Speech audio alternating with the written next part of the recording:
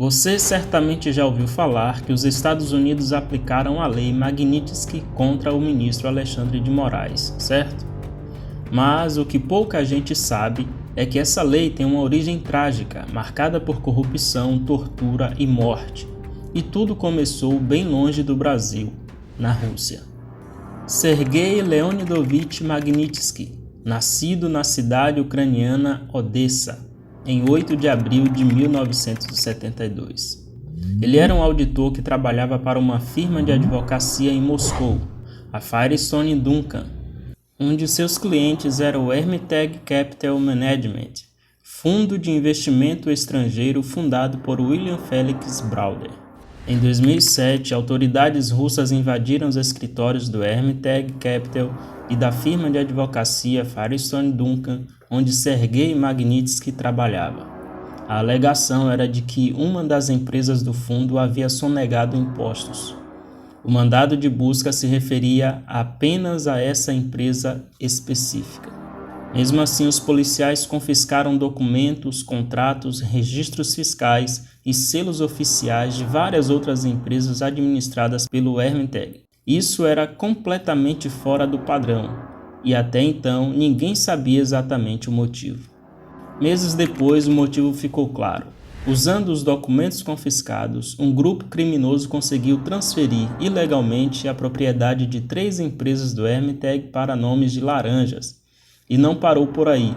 Esses criminosos então simularam que essas empresas, agora sob novo controle, deviam quase $1 bilhão para outras firmas de fachada. Com base nesses contratos forjados, entraram com processos judiciais secretos.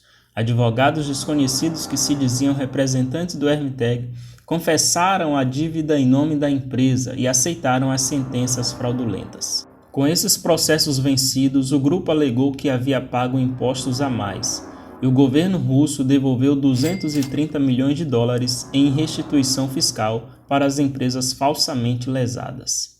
Ou seja, o próprio Estado pagou o golpe com dinheiro público. E tudo isso só foi possível graças ao acesso aos documentos que deveriam estar protegidos pelas autoridades. Diante desse absurdo, Sergei Magnitsky fez aquilo que qualquer cidadão íntegro faria. Investigou, documentou e denunciou. Ele descobriu que os documentos apreendidos pela polícia foram entregues a criminosos organizados, que assumiram o controle das empresas do Hermitage e executaram a fraude. Magnitsky não parou por aí.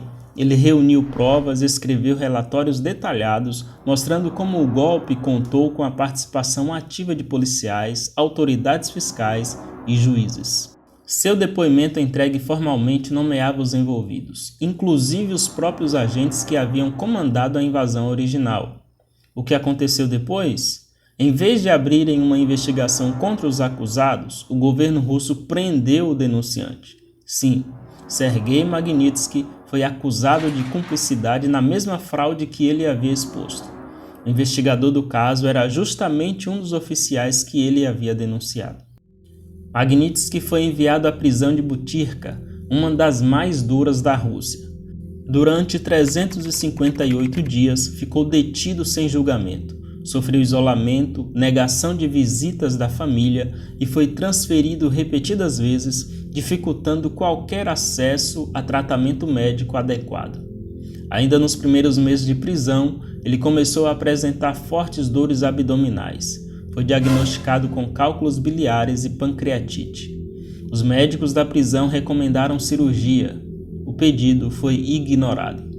Em vez de cuidado, Sergei enfrentou o abandono. Nos últimos dias, suas dores pioraram drasticamente. Ele mal conseguia se mover, vomitava constantemente e seu abdômen estava visivelmente inchado. Foi transferido para outra unidade, mas mesmo assim não recebeu o tratamento adequado. Foi classificado como agitado e enviado para avaliação psiquiátrica. 2 horas depois, foi encontrado morto em sua cela. O atestado de óbito falava em lesão cerebral traumática, e a autópsia revelou hematomas nos punhos, nas pernas e na cabeça. Relatórios independentes concluíram que ele foi espancado até a morte. A morte de Sergei Magnitsky causou indignação. William Browder, fundador do Hermitage, fez do nome de Sergei um símbolo de justiça internacional. ONGs de direitos humanos exigiram investigações, parlamentares europeus pressionaram por sanções e, nos Estados Unidos, o senador John McCain propôs uma lei com o nome de Sergei. Em 2012, foi aprovada a Lei Magnitsky, que proíbe a entrada nos Estados Unidos e congela os bens de qualquer pessoa envolvida em violações graves de direitos humanos.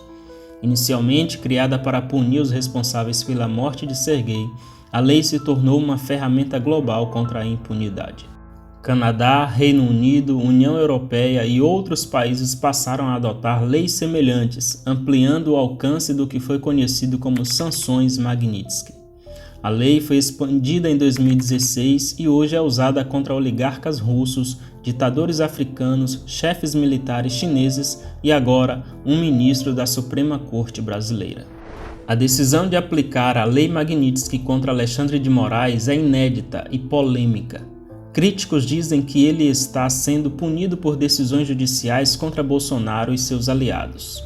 Outros dizem que o STF tem extrapolado limites. Mas, independente do lado que você está, o fato é, a lei que nasceu da morte de um homem russo hoje está no centro de uma crise diplomática entre Brasil e Estados Unidos. A morte de Sergei gerou uma lei. A lei agora gera um conflito. Você acha que isso é justiça internacional ou interferência política? Deixa seu comentário, se inscreve no canal e compartilha esse vídeo com quem ainda não sabe de onde veio essa tal lei Magnitsky.